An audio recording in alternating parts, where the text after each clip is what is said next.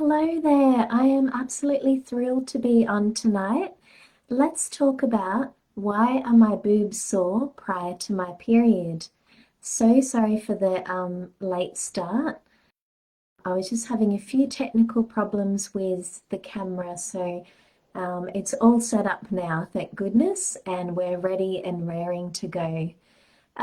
And hello to everybody on Facebook and Instagram. I'm actually going live on both platforms tonight.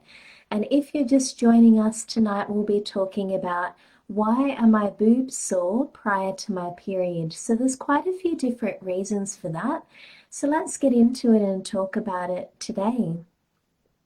Is there anyone out there that does get sore boobs? Just pop a little like or emoji down there for me. If it happens to you, it seems to be quite a common thing.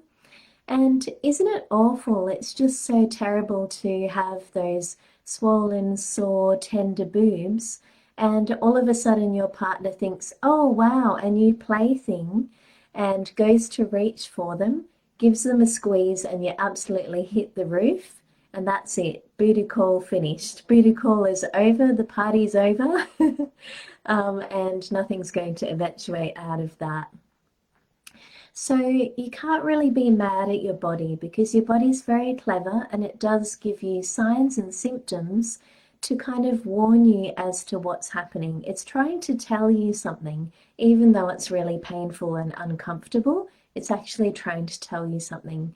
So there's three main reasons why you could be experiencing boob pain or breast pain prior to your period. So the first common one is progesterone deficiency, okay? So if your progesterone is low, you can actually experience breast pain. And this can happen due to a number of reasons. So your progesterone might be low due to stress, because when you're stressed, your body produces a hormone called pregnenolone, and it's called the pregnenolone steal. So basically, pregnenolone that's used to make progesterone is also used to make cortisol. So when you're stressed, the body will use pregnenolone to make cortisol to help you adapt to and cope with stress, because that's more important. Your body thinks that it's in a life-threatening situation, and it's more important to actually help you adapt to that stress rather than being used for progesterone, because that's more associated with reproduction and fertility and things like that. So that's not really important in that specific time. Your body is just doing that as a protective mechanism. Another reason why your progesterone might be low is because you're not having enough B6. So your vitamin B6 in the body is too low and there's not enough there to make progesterone. Another reason why your progesterone might be deficient could be due to high estrogen. So estrogen and progesterone are kind of in relative proportions, and each of them kind of conflict the other. So it needs to be in a nice, healthy balance. So if your estrogen is high, it's very likely that your progesterone is going to be low. It kind of shifts the balance there. So that's another reason as well. Another reason why your progesterone might be low is that ovulation isn't happening. So there's a lack of ovulation occurring. Because remember, when your body's ovulating, what happens is the egg is released and there's a little sac that's surrounding the egg there that comes away once the egg's released. And this is called the corpus luteum. Now, the role of this kind of little saggy body is to produce progesterone, okay? So that plays a huge role post-ovulation in progesterone production. So if ovulation's not happening, there's no egg being released, there's no corpus luteum to produce progesterone. So that's an issue, isn't it? So that explains why there isn't enough progesterone there. Now, in terms of promoting progesterone in the body and making sure that that's ample, there's certain foods that you have to look at sort of incorporating into the diet. So I would be including things like legumes. So legumes are things like your beans. So borlotti beans, chickpeas, kidney beans, lentils, all those kind of things contain a lot of B vitamins. So make sure you're incorporating those into the diet. Some other good forms of B6 or B vitamins in general are your leafy greens. So things like spinach, rocket, baby spinach, silver beet, all those kind of things contain not greens, obviously they are greens, but they contain B vitamins, including B6. And remember, if you're vitamin B6 deficient, you won't be producing enough progesterone. Does that make sense? So other foods that you could consider as well are avocado. Avocado is actually high in vitamin B6, so that's another good one to include as well. Along with things like fish and chicken, they contain a lot of B vitamins too. So it's important to be incorporating those into the diet to make sure that you produce enough progesterone. Another sort of lifestyle hack would be obviously incorporating things that are going to be promoting relaxation. That's going to be important, isn't it? Because remembering that otherwise pregnenolone will be used and stolen to make cortisol, which helps you adapt to stress, but then your body can't produce progesterone. It can only sort of do one pathway at one time. So it's very, very important to be incorporating things like meditation, yoga, a nice sort of quiet stroll in nature, reading a book, or just kind of sitting quietly and journaling, or something that's going to bring you relaxation and a sense of calm. So that could be, simply sitting down and having a nice cup of tea. I find that really relaxing. So something like that would be good to incorporate to make sure that your progesterone levels are healthy. Another one is a nice comforting bath, which is beautiful at this time of year. Pop in some Epsom salts and some essential oils and just relax in there. And that relaxation is going to support healthy progesterone levels. Now, the second reason why your boobs could be sore prior to your period is because of estrogen dominance. So estrogen dominance occurs when there's too much estrogen in the body, or relative to progesterone, it's too high, okay? So again, that kind of balance is a bit skew-iff. So when you've got estrogen dominance, that will tend to lead to lower progesterone levels. And remember, that can cause sore boobs. So it's very, very important to have a stable balance between estrogen and progesterone to make sure that you're not getting sore boobs prior to your period. And, it's very important to make sure that you're supporting healthy detoxification of estrogen from the body, okay?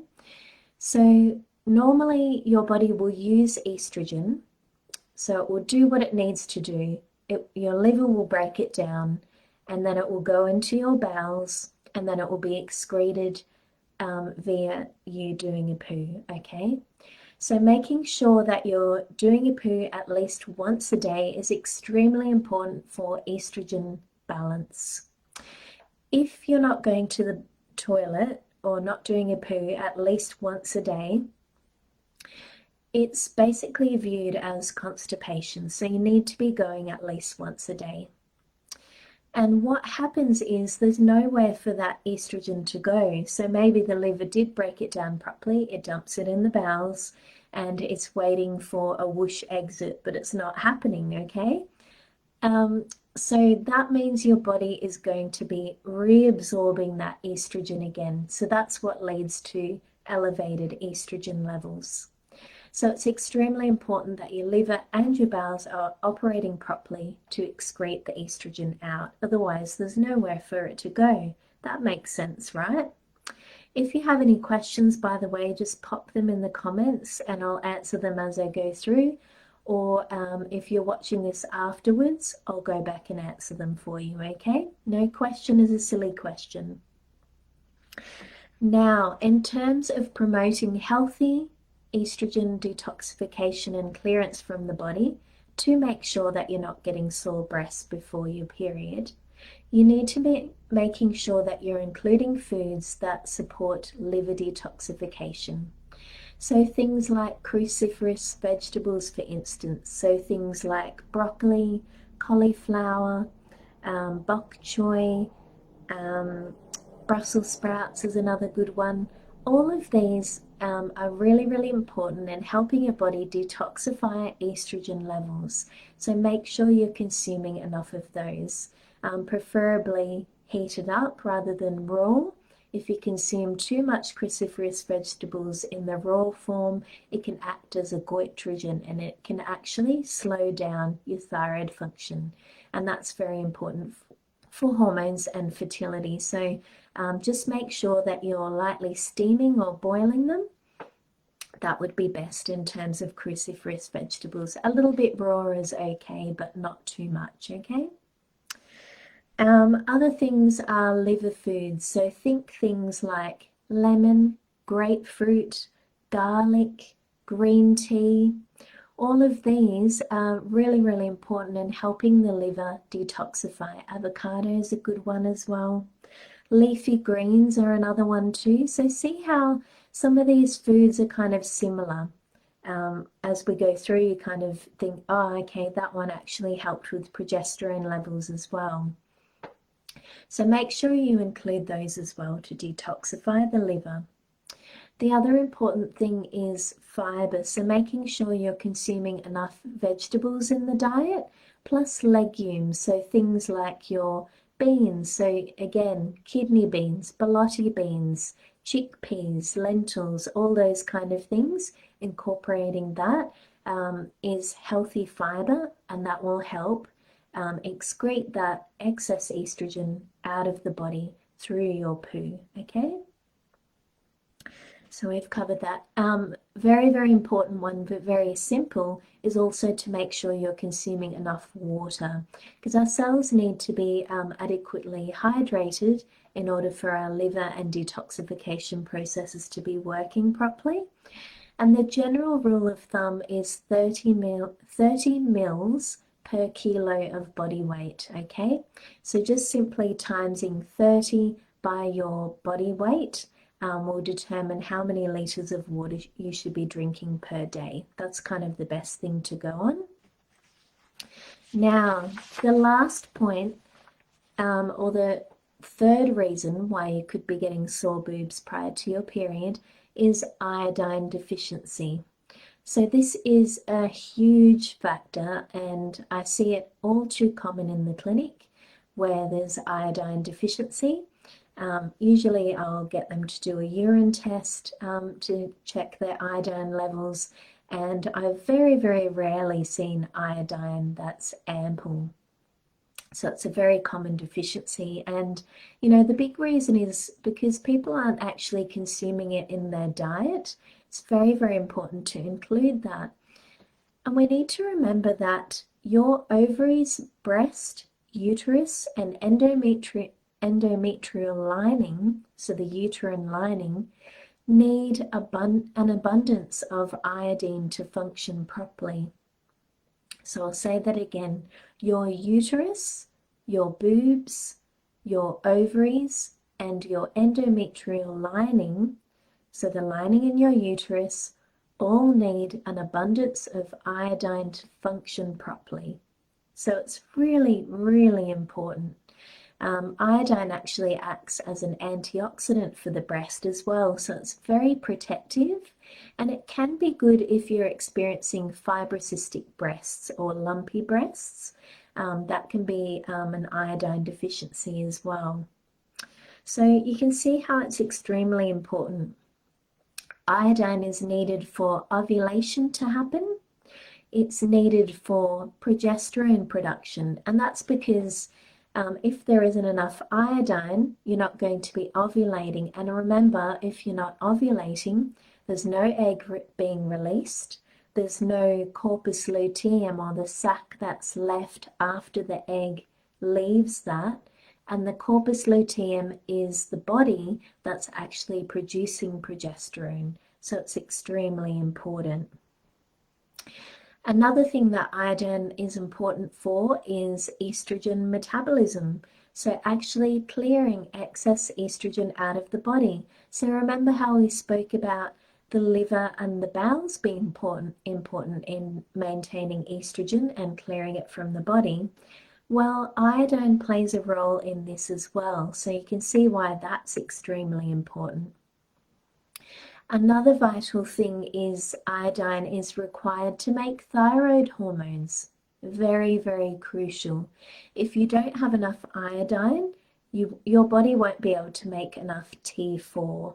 So T4 is one of your thyroid hormones. It's the inactive form of a thyroid hormone, and then your body converts T4 to T3, and T3 is the active form of your thyroid hormone, so the one that your body can actually utilize and do things with, okay? So you can see how that's so crucial.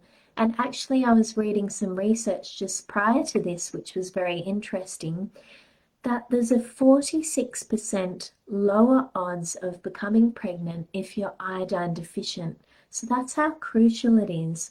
But it's not only crucial for fertility. Can you see that it's actually very crucial for your hormone balance as well, regardless?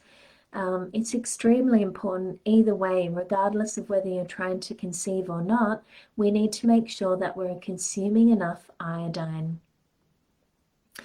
Now, so foods. So we need to make sure that we're consuming enough iodine-based foods in the diet. So what would that be? So it would be things like seafood. So obviously things like fish. So we're thinking mackerel, sardines, salmon, herring, all things like that contain healthy amounts of iodine. Another great one to include would be sea vegetables. So things like nori, wakame, arame, and dulse are all great forms of iodine that you can be including. And to include these in the diet, it's really easy. You just pop them in soups and stews and casseroles. You can pop them in stir fries and things like that. So that's a really nice way to incorporate iodine into your diet. Another way to include it would be seaweed snacks. They're really delicious. I'm so addicted to them. So they are little sort of nori sheets that are flavored. So you can usually get different flavors like teriyaki, barbecue. A company called Ceres Organics makes some good ones. And they're so tasty, and it's just a great way of getting iodine into your diet. So you can try that. Now, an important thing for me to mention is please don't go on an iodine supplement unless you know that you actually need it. It's important to actually get assessed beforehand, so getting a urinary iodine test done first to establish whether you're actually iodine deficient or not, because too much iodine is not a good thing either. And in the case of things like hyperthyroidism, so if your thyroid's sort of over-functioning, sometimes there can be an iodine excess, not always, but sometimes, and this can kind of drive the thyroid into overdrive. So it's really, really important to actually assess it beforehand if you're not sure. And another instance where you kind of have to go low and slow and only give it as required is if you've got Hashimoto's thyroiditis, which is an autoimmune condition related to the thyroid. You have to be a little bit careful with iodine. Some patients will actually need iodine in that case, but it's important to actually top it up in a certain way. There's a certain way you have to go about it. So my recommendation would be to actually get it assessed by a hormone or fertility naturopath to ensure, to establish whether you're actually iodine deficient or not. So that's a really important point. You know how I talked about vitamin B6 in terms of progesterone deficiency? An important point to make there as well is not to take vitamin B6 on its own. So you can take vitamin B6. However, if you take it on its own, it's actually going to upset the balance of all the other B vitamins as well. So it's actually important to take a B complex with all the B vitamins in it. And then if you're concerned that B6 is an issue and you may be deficient, you take your B complex with all the Bs and then take vitamin B6 in addition to that, alongside that at the same time, just to make sure that you're not pushing all those other B vitamins out of balance either, because they're all very important as well. So I hope that makes sense. Now, is there any questions so far in regards to sore boobs before your period? Just pop them down below if you can think of any. But those are the main points that I wanted to make today. And I'm absolutely delighted to be talking about anything related to hormones and fertility. I think it's so important for general health, fertility as well, but regardless of whether you're trying to conceive or not, this is really important, isn't it? You know, establishing all these things, making sure your progesterone's ample, your estrogen, and your iodine, for the sake of your whole reproductive health in general. So a very important topic and one close to my heart. And the third point especially, I just wanted to drive that home, that iodine deficiency can play a huge role in breast health, ovarian health, uterine health, your lining. So extremely important to be including that. So make sure that you absolutely include that daily. That's a really vital one to include. So it's been my absolute pleasure to talk to you tonight, and I hope you enjoyed it. And I will be on next week, same time, 7:30 on Wednesday. So I'll be coming on every Wednesday and talking about a topic hormone and fertility related. I hope you have a pleasant evening, and I'll see you next week. Thank you so much. Bye.